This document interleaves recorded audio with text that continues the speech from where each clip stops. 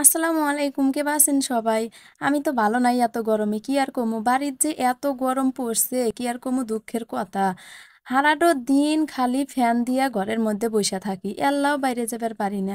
বাইরে যে কি গরম, ঠাড়া পড়া গরম পড়ছে, তার উপর কি ফ্যান দিয়েও শান্তি আছে নাহি কন?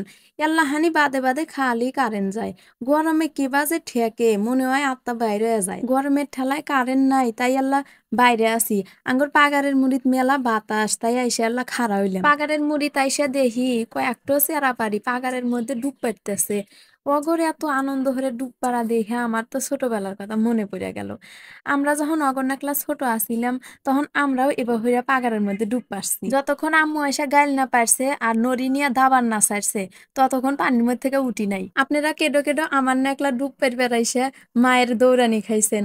ছোটবেলায় আমি তো মেলাবার খাইছি। ছোট থাকতি ভাইয়া আমাকে এই পাগারের মধ্যে হাতার শিখাছিল। হাতার শিখতে যায়া যে কত পানি খাসি তার হিসাব নাই। তাড়াতাড়ি হাতার হেকার জন্য আবার আঙ্গর কি হয়েছে জানেন, পিঁপড়াও খিলাইছে। পিঁপড়া খালি নাহি তাড়াতাড়ি হাতার হেকা যায়, তাই আঙ্গুর যাইতে ধরে পিঁপড়া খিলাইছে ছোটবেলা। এই পাগারের মধ্যে ছোটবেলার আরো একখান স্মৃতি আছে, যেটা কয়া আহুনো আমার ভাই আমাকে খেপায়, কিন্তু সেটা আপনাদের কমু না, সেটা করলে আমার মান সম্মান থাকবো না।